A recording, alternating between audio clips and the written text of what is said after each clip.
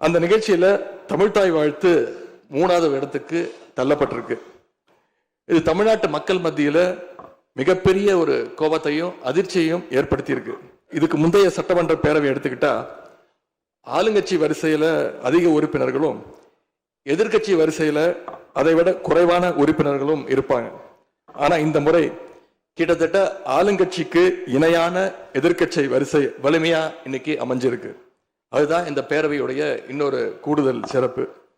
இதன் மூலமா தமிழ்நாட்டு மக்கள் ஒரு முக்கியமான செய்தியை நமக்கு சொல்லி இருக்கிறாங்க. அது என்னன்னா, எதிர்கட்சி வரிசை மிக மிக வலிமையாக இருந்து இந்த அரசை, புதிய அரசை வழிநடத்தணும், ஆக்கப்பூர்வமான விமர்சனங்களை முன்வைக்கணும் அப்படின்னு மக்கள் நமக்கு சொல்லி இருக்கிறாங்க. நான் நம்புறேன்.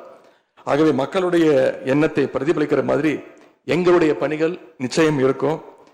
மாண்பு பேரவைத் தலைவர் அவர்களே, இந்த அரசு பொறுப்பேற்ற நிகழ்ச்சியில் நடந்த ஒரு நிகழ்வை இங்க நான் சுட்டிக்காட்ட விரும்புகின்றேன். ஏற்கனவே சுட்டிக்காட்டியிருக்கிறாங்க. அந்த நிகழ்ச்சியில தமிழ்தாய் வாழ்த்து 3வது இடத்துக்கு தள்ளப்பட்டிருக்கு. இது தமிழ்நாட்டு மக்கள் மத்தியில மிகப்பெரிய ஒரு கோபத்தையும் அதிர்ச்சியையும் ஏற்படுத்தியிருக்கு. அதை எதிர்கட்சிகள் எல்லோரும் விமர்சிச்சிருக்கிறோம். அதுக்கு ஆளுங்கட்சியும் ஒரு விளக்கத்தையும் கொடுத்திருக்கிறாங்க. நானும் பார்த்தேன். எங்களோட கருத்து என்ன அப்படின்னா, பாஜக ஆட்சிக்கு வந்திருக்கக்கூடிய மேற்கு வங்க மாநிலத்துல பதவியேற்பு நிகழ்ச்சியின் போது வந்தே மாதரம் பாட்டு பாடப்படல.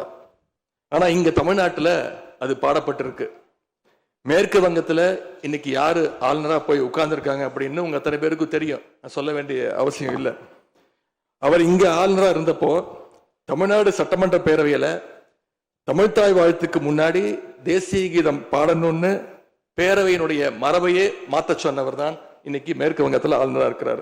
அதை நாங்க உறுதியா, எங்களுடைய தலைவர் அப்போதைய முதலமைச்சர் உறுதியா மறுத்தார். அதனால 2023ஆம் ஆண்டு முதல் தொடர்ந்து 3 வருஷம் அவர் பேரவையிலிருந்து வெளிநடப்பு செஞ்சுட்டு போன காட்சிகளை எல்லாம் நீங்களும் பார்த்திருப்பீங்க. இதன் மூலமா நாங்க சொல்ல வர்றது, அடுத்து விரைவிலேயே இந்த பேரவையில ஆளுநர் உரை நிகழ்த்த இருக்கிறார்.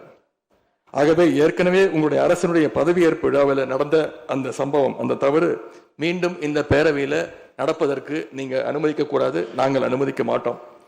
பேரவையில் மட்டுமல்ல, தமிழ்நாட்டில் நடக்கக்கூடிய எந்த நிகழ்ச்சியாக இருந்தாலும் சரி, அரசு நிகழ்ச்சியாக இருந்தாலும் சரி, எந்த நிகழ்ச்சியாக இருந்தாலும் சரி, தமிழ்தாய் வாழ்த்து என்றைக்கும் 2வது இடத்திற்கு நாம தள்ளி போக விடக்கூடாது. இந்த அரசு அதற்கு அனுமதிக்க கூடாது என்று நான் இங்கே கேட்டுக்கொள்கின்றேன்.